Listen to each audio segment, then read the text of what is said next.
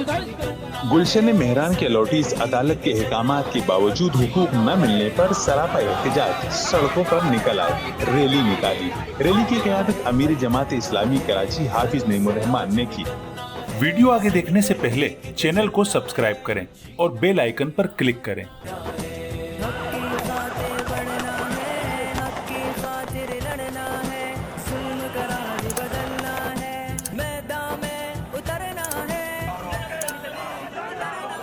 इदारा बनता जा रहा है जो अफवाज पाकिस्तान के ऊपर भी एक कलंक का टीका बनेगा।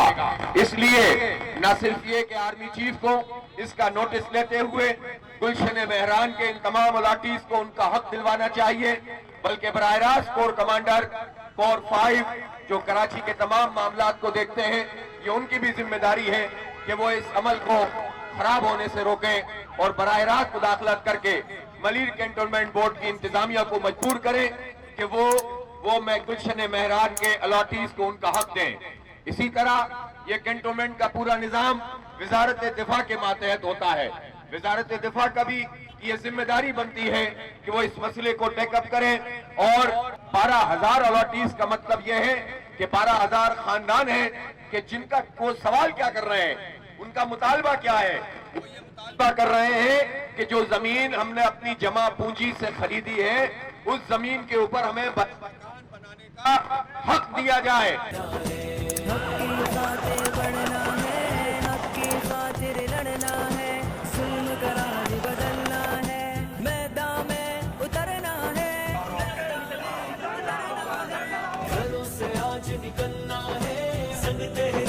जमात इस्लामी आपका मुकदमा लड़ेगी इंशाअल्लाह, अपने बच्चों का मुकदमा लड़ेंगे, उनके मुस्तकबिल का मुकदमा लड़ेंगे और किसी सूरत में भी कोई कंप्रोमाइज नहीं करेंगे।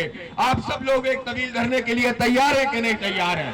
15 जून तक की हम डेडलाइन दे रहे हैं। 15 जून तक इस मसले को हल होना चाहिए, वरना इंशाअल्लाह ताला इसी गेट के ऊपर धरना होगा और तवील धरना होगा और अपना मसला यहाँ से हल करवा कर जाएंगे। रैली में मलिर अलॉटी समेत शहरियों की कसीर तादाद ने शिरकत की, जिन्होंने हाथों में बैनर्स और प्ले कार्ड्स उठा रखे थे, जिन पर मुतालिबात के हक में नारे दर्ज थे। कैमरामैन रिजवान अली के साथ कमरुर रहमान, जसारत न्यूज़, कराची।